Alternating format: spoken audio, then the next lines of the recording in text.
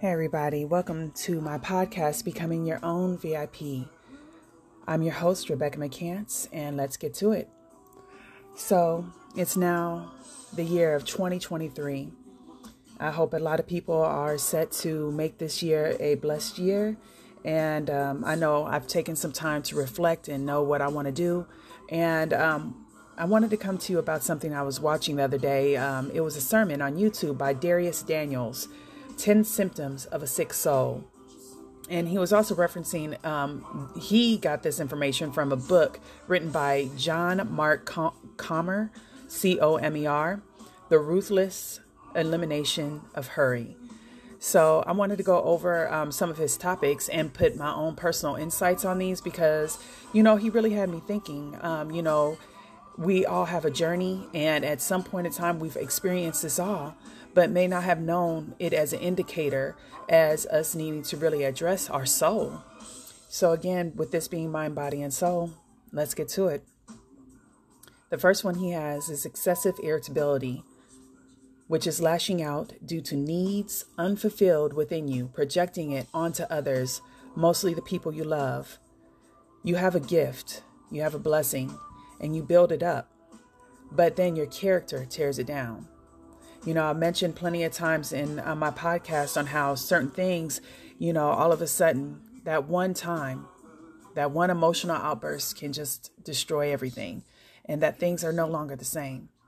And, just one of the things I also learned after all of these things that I have encountered in my life, in the end, it comes down to your accountability and how you are to look at yourself and audit your life. What's taking from you? What is creating a debit in your life? So when you're irritable, look at yourself. What are you doing that's taking away versus adding to yourself? So let's say it's during the day and someone comes in and they're just all high energy and everything. And what did you do to get you to the point where you can't handle that? It's not that person's fault that you're in this mood. So audit yourself. I was out all night. I stayed up until such and such. I drank so much, such. I stayed up all night working hard. Okay, so accountability wise, what can you do better? Go to sleep earlier, not party, not drink, not, do whatever you were doing. How did that hurt you in this day that you are now lashing out on someone else when it wasn't that person's fault? If it's nighttime, and I'm tired, I'm ready to go to bed, and now all of a sudden this and this comes in, wanting my attention. That's not them. That's you. What have you done? Audit yourself in your day. Okay, I did this. I was playing around. I was socializing. I was doing this, and this. And now I have to rush to get this done. And now it's time for bed. And now all of a sudden all these people are coming at me and I just know. Well, what can you do now to change your day and audit yourself so that your priorities are getting accomplished in an appropriate time and manner and place, and taking away those things that are not adding to you, so you still have that energy, you still have that reserve within you, so that those unexpected things that do come up, you're able to be there. You're able to show up. Or say, for instance, none of that could work. You got a busy life, family, kids, plus all these things. And okay, I've debited, I've audited, I've removed the debts, and now I've added into my life, those things that slow me down. But then this comes up and, it triggered me. Okay. So with that being said, that it triggered you. You're aware of that now. You're conscious of that. You're awake to that. So now how can you breathe through it so that you can be mindful of what you're saying and your approach, and then, go to bed. Sometimes those surprises and those tests come at you at your weakest moments. Maybe you're doing everything right, but at that one moment, something comes up and it creates an irritability. It creates a trigger. How can you breathe? What can you add to your life as a tool so that you can manage those surprising things in life, those quick second moments that you didn't plan? Okay, so next is hypersensitivity. So say, for instance, you receive a constructive criticism and you act defensive as if it's a character assassination. So what I've learned is that the criticism It doesn't mean you're weak or an attack towards you. Because, you're interacting with someone else, and that interaction is going to bounce off them and bounce back at you. And we use this world, we use these people, and it teaches us, it's a mirror to us to reflect back to us what we can improve upon, the things we do not see. And it's not just about, one person, but if it has been said to you more than once, then that's a call for you to seriously review and audit yourself. So yeah, one person said this offhandedly. Okay, I don't have to worry about that. But you know what? 1 month later, 2 other people said this exact same thing. Okay.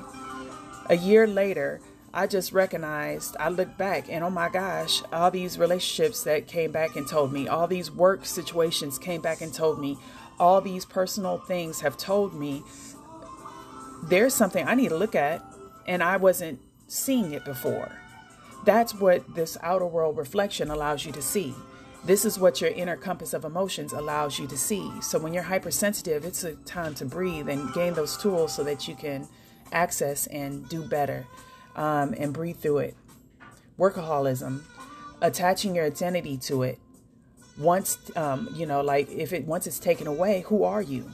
So you're working so hard for what? What are you trying to achieve? What is it that you're working towards? And what did you build your identity upon that now that it's taken away, you don't know what to do? Was it the money? Was it the status? Was it the title? And was that really who you are? No, it's something that was able to be taken away. So workaholism, what are you working towards? What are you running from? What are you avoiding? Emotional numbness, a loss of capacity for empathy. This is where you can review what got you there and where you have gotten so busy and asleep to notice. This is a time where you can review your circle and, who and what is supporting your numbness and what is continually injuring you to maintain the pattern of emotional numbness, and also what in that constant state of protection you're having to be in when you're in that emotional numbness, when you're in that environment within those people in that crowd. They may say they're loving you, but is it conditional love? That I want you to be in this emotional numbness mentality so that you can be around me because, I'm using you. And once you wake up to that, then I can't utilize you anymore. I say I love you, but really, am I really adding to you or am I taking away from you? Am I hurting you? Is it hurting you? Is this environment depleting you? These things you need to look at. So then it's when you're emotionally numb, you're not able to see that unconditional love that is reciprocal, that is adding to you and healing you and waking you up and bring you back into life and that emotional understanding. Next is out of order priorities. So out of order priorities, you're prioritizing someone else's problems before your own. You're putting other things above you. And then there's also priorities in the order to love. With those priorities in order to love, that is God, putting your spirituality first, then yourself. Because you are the temple.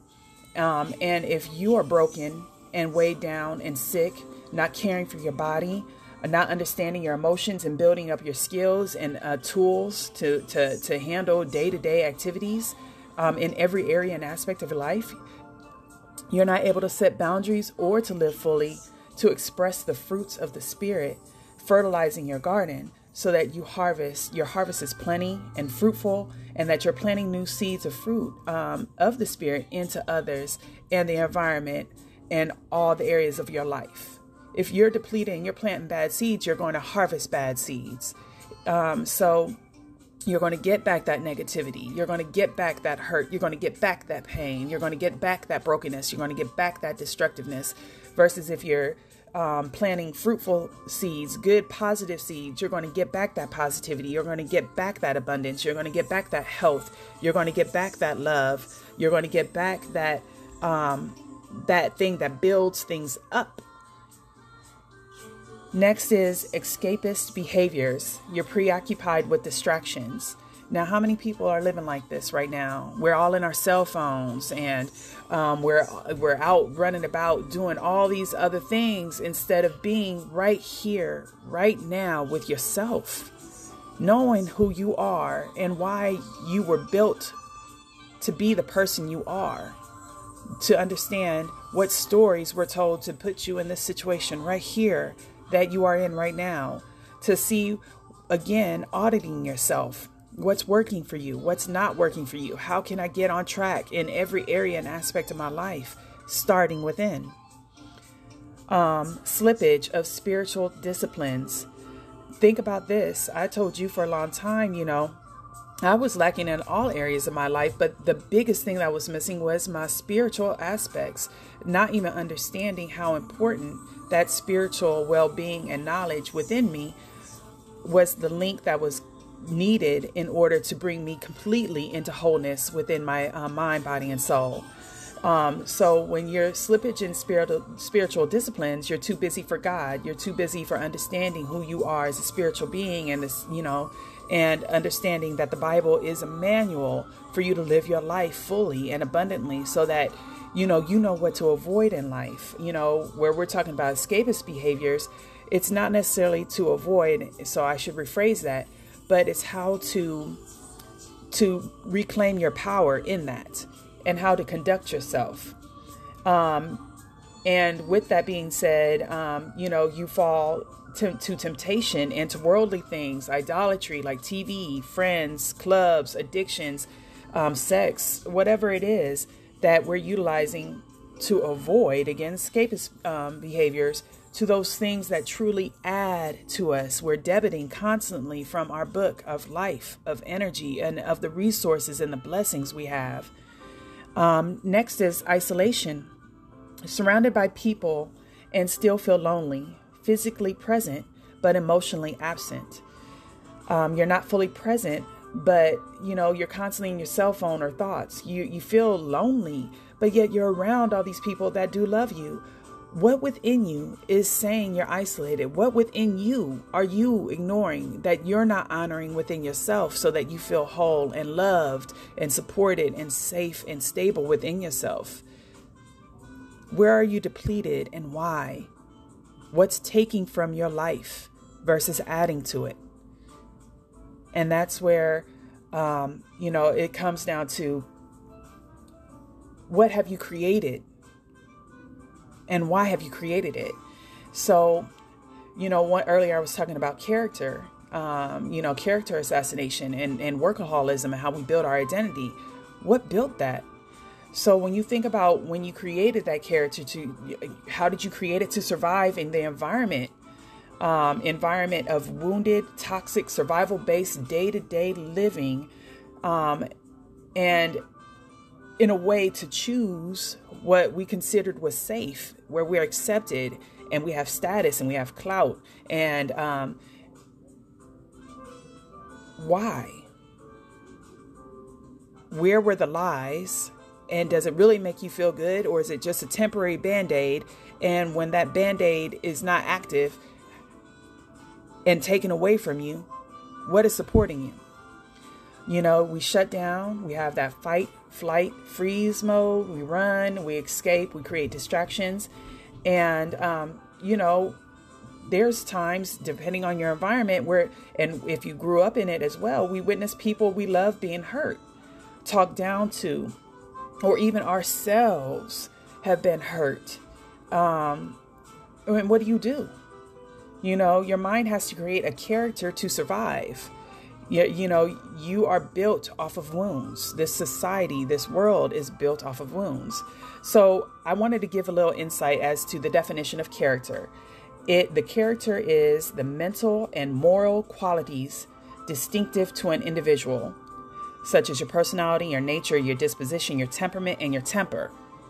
A personal, and then the other definition is a person in a novel, a play, or a movie. You build up your character in this life, which is like a movie. You're a book. You're writing your story right now, and you're the character. What character are you playing right now? And where was that character originally created? Was it written by you, or was it written by the wounds of the world that you received and lived in, and the idealisms of what people said you should be, that people said you should live up to be? Where did you get your information? So, again, for that, it's about your persona, your person, your role, the part that you play. So then it comes down to, okay, so that's your character. Well, what about your soul? Well, your soul is configured of a lot of things, but we'll just say your soul definitely is part of your mind, your will, and your emotions, and your intellect. So what about your character are you holding on to, and why? Who are you in the times that you are no longer in the environment where the character is no longer needed? When the character is created out of sins, of fears, of worries, of anger, what happens when you're safe? You have someone that is safe, an environment where you're safe, loved, valued, and that you matter. Well, you build a character that you always had to fight.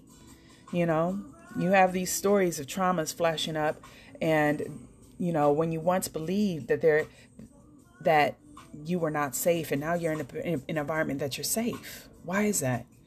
Now, remind you, I'm focusing on these things because this is about healing and living and being your own VIP. And we can't be our own VIP when we're in this state. So when we're loving, kind, and generous and fruitful, that's amazing. Now, that doesn't mean we're always going to be in that state. But the truth is, the first thing you have to do is clear up the lies and find yourself in the story that is truly yours, that you want to live. Not the story that was written from you, written about you based off the environment you were raised up to live and to believe and to survive in. That wasn't your story. That was you as a child taking on things that you observed where your emotions and your logic wasn't built up to standard yet. Now that you're an adult, now that you're older, now that you've witnessed, now that you've learned, and now that you've received lessons and experienced in order to understand what's taking from you, what you don't want. Now create the story of what you do want based off what is right, what is moral, and all these things. Again, this is where the Bible is your manual. So, now that, you're safe and everything, you're able to see the battle within your mind. Your mind, your body, your heart, and soul are not at peace because you have not yet cleansed yourself from those pains, those hurts, the betrayals, the abandonment, the rejection, the bitterness of, your selfish and sinful ways. And even if it wasn't yours, it was someone else's that you witnessed and that you adopted into yourself. And that's about your gates and what they witnessed, your senses, your eyes, your hearing, your touch, all these things, right? You've taken these things in. So I want to read a couple of Bible verses, again, just to kind of show how the Bibles are our manual and guides us through life, that I didn't recognize before. But 2 Timothy, chapter 3, verse 1 through 17. But understand this, that in the last days, there will come times of difficulty, for people will be lovers of self, lovers of money, proud, arrogant, abusive, disobedient to the parents, ungrateful, unholy, heartless, unappeasable, slanderous, without self-control, brutal, not loving good, treacherous, reckless, swollen with conceit, lovers of pleasure rather than lovers of God, having the appearance of godliness, but denying its power. These are the people you are to avoid. Galatians chapter 5, verse 19 through 21. Now the works of the flesh are manifest, which are these: adultery, fornication, uncleanness, lasciviousness, idolatry, witchcraft, hatred, variance, emulations, wrath, strife, seditions, heresies, envyings, murders, drunkenness, revelings, and such like, of the which I tell you before, as I have also told you in time past, that they which do such things shall not inherit the kingdom of God. Matthew chapter 23, verse 25 through 26. Woe unto you, scribes and Pharisees, hypocrites, for ye may make clean the outside of the cup and of the platter, but within they are full of extortion and excess. Thou blind Pharisees, cleanse first that which is within the cup and platter, that the outside of them may also be clean. So this is again focusing on cleaning up within yourself, cleaning up your character, cleaning up the actions and the things you think, things you do, things you say. So what are the areas in your life, in your thoughts, in your actions, in the words, in the people, in the books, in the music, in the addictions, and in the environment that needs inspecting and cleansing? You know, this is where the knowledge and understanding from the Bible and Jesus's teachings become relevant and transforming regarding testing the fruits of the Spirit within all areas and aspects of your life. In King James Version, there's a scripture that says, "But the fruit of the Spirit is love, joy, peace, long-suffering, gentleness, goodness, faith, meekness, temperance, and against such there is no law. And they that are Christ have crucified the flesh with the affections and lusts. If we live in the Spirit, let us also walk in the Spirit." So we crucify the flesh. We say, no, we're done with that. You know, we're focusing on, instead of those things that did not add to us, we're now focused on those things that do add. And with that being said, you know, again, one of my favorite verses is understanding now, Corinthians chapter 13, verse 4 through 7. Love is patient. Love is kind. It does not envy. It does not boast. It is not proud. It does not dishonor others. It is not self-seeking. It is not easily angered. It keeps no records of wrongs. Love does not delight in evil, but rejoices with the truth. It always protects, always trusts, always hopes, always perseveres.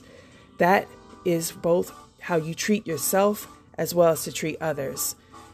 So, in truth, the fruits, negative or positive, may show and internally feel out of control, like you're off the vine, having chosen your own path, your own methods, your own power and understanding.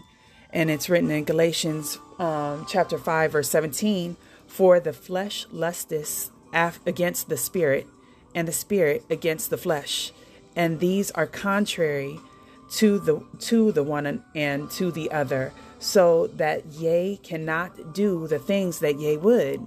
So your fleshly wants is always battling against your spirit, because it is fun to do some of these things. It does feel good to do some of these things. But, you know, is it to excess? Is it hurting another? Is it hurting you? Is it taking away from you? And where is that balance? So your spirit is trying to tame that flesh and be like, honey, you can have this. You can feel good. You can have fun. You can have abundance, but in this way, not that way. So we're constantly at war with ourselves and within ourselves. And that's where examining yourself internally and externally, and thinking about all that you ingest daily, what you believe, what your habits are, and that through faith and self-control to purge what is no longer serving you and allows you an opportunity to heal. You know, it just asks you to take a step back, and just after you take a step back and after you audit yourself, then okay, you know what to take away from you. Now move forward step by step and day by day. And this is where faith comes in, because like on Proverbs chapter 3, verse 5 through 6, trust the Lord with all your heart and do not lean on your own understanding. In all your ways, acknowledge him, and he will make straight your paths. And when you think about how we were raised up, and maybe depending on who we're around, we may not know no better. So by looking at the Bible and the manual and the words of which he states and leaning on God's understanding, we then understand how our understanding is biased. wounded and broken, and that we do need to pray and lean into God's understanding to transform and renew our minds, renew our hearts, renew our bodies, and renew our souls. Because it's not about doing, it's about being. It's not about resisting, but rather than submitting. It's not about striving, rather than it's resting and thriving. Think about how many times we're fighting and go, go, go, go. And we got to do this, we got to do that. And we don't have that time to just breathe. And even when we have a chance to breathe, we funnel it into something that isn't adding to us, numbing ourselves out through the television or something else, where it's not just you, truly resting. And again, those resting times when those thoughts are racing, it doesn't feel like rest. But in time, as you heal, as you understand yourself, as you take away those things that aren't serving, those racing thoughts start to quiet. As you pray for those things you don't understand to be healed, they start to calm. So it's also that in 2 Timothy chapter 3, verse 16 through 17, all scripture is inspired by God and profitable for teaching, for reproof, for correction, for training in righteousness, so that the man of God may be adequate, equipped for every good work. In Matthew chapter 7, verse 15 through 20, test your heart and test the spirits of others by the fruit of their spirit, which means their actions and their consistency. Beware of the false prophets who come to you in sheep's clothing, but inwardly are ravenous wolves. You will know them by their fruits. Grapes are not gathered from thorns, bushes, nor figs from thistles, are they? So every good tree bears good fruit, but the bad tree bears bad fruit. A good tree cannot produce bad fruit, nor can a bad tree produce good fruit. Every tree that does not bear good fruit is cut down and thrown into the fire. So then you will know them by their fruits.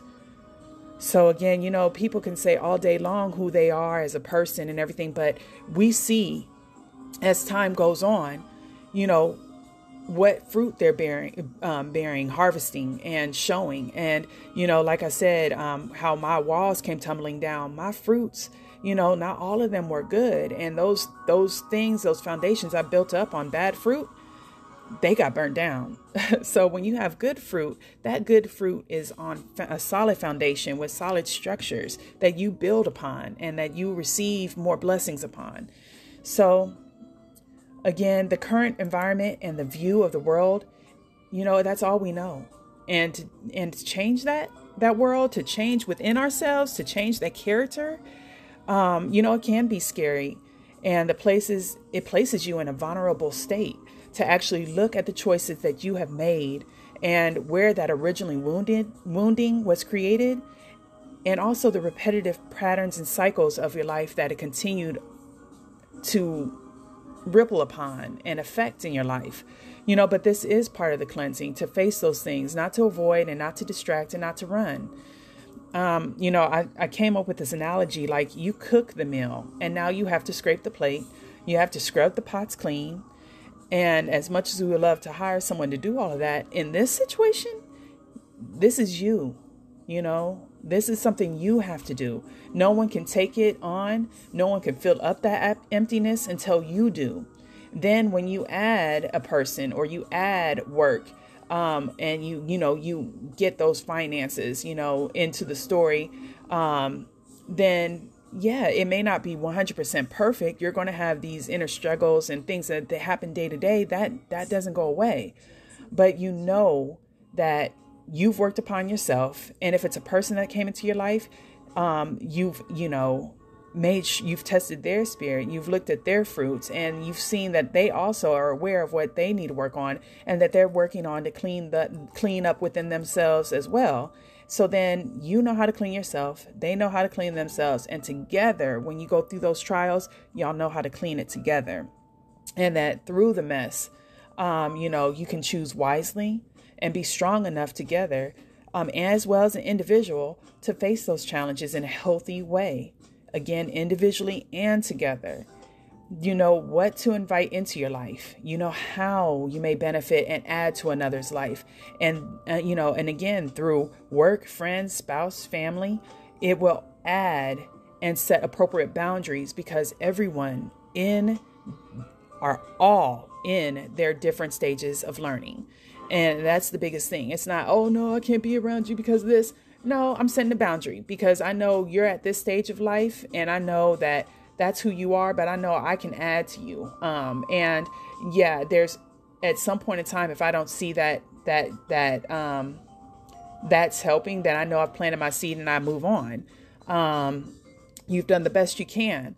But, it's like our family and things of that nature, those people that are in our lives, we want to do what we can to add value, and they add value to us. And, if they're not in the circumstance to be able to add, then be that light to show and to add into them. And again, do what you have to do. Put limits, put boundaries so that they don't come in and diminish your light, but that your light comes in and shines upon them. And in Galatians chapter 6, verse 7, this will be my last verse right now on this podcast, but let every man prove his own work, and then shall he have rejoicing in himself alone and not in another, for every man shall bear his own burden. Let him that is taught in the world communicate unto him that teacheth in all good things. Be not deceived. God is not mocked. For whatsoever a man soweth, that shall he also reap. For he that soweth into his flesh shall of the flesh reap corruption, but he that soweth into the Spirit shall of the Spirit reap life everlasting. And let us not be weary in well-doing, for in due season we shall reap, if we faint not. As we have therefore opportunity, let us do good unto all men, especially unto them who are of the household of faith. So, again, without me knowing the Bible prior, I wouldn't have known all this. But it is up to each and every single one of us to clean our plates, to clean within ourselves, to take that story that was taught us, that was built off of woundings, how our parents disciplined us, how we eat, how we drink, how we do these things in excess, all these things that deplete us and create a debit in our lives. We need to audit. What tools do I need to learn emotionally, financially, intellectually? What do I need to learn? And you don't have to go to school anymore. This is the age of technology. Books, psychologists, everything you need is on YouTube, Google, books. And of course, within you, you have infinite knowledge by prayer, by asking God for these things so that you can learn and grow. A lot of our prayers don't get answered because you have not yet been prepared to receive them. And when those prayers do come, if you don't have those tools to maintain them, then they will fall away or destruct at some point. You're asking for a relationship, but you're not ready for a relationship. Why? Look at these things. You want more abundance, but it keeps falling from your fingers. Why? These are the things that you are to look at within yourself and to improve. If it's your emotions that you don't understand, that you feel are hurtful and bad, well, then that means you need to learn about emotions and understand those emotions and what they mean and how to conduct yourself within those emotions. So I'm praying that this helps us all start the year of 2023 to be abundant in our mind, in our body, and our soul, and to understand the context of which and who we are, not what we were told to be. Create your story and that which is loving and kind, but work within yourself first, so that way you can understand who you truly are. All right, you guys, have a blessed day. Thank you for joining me.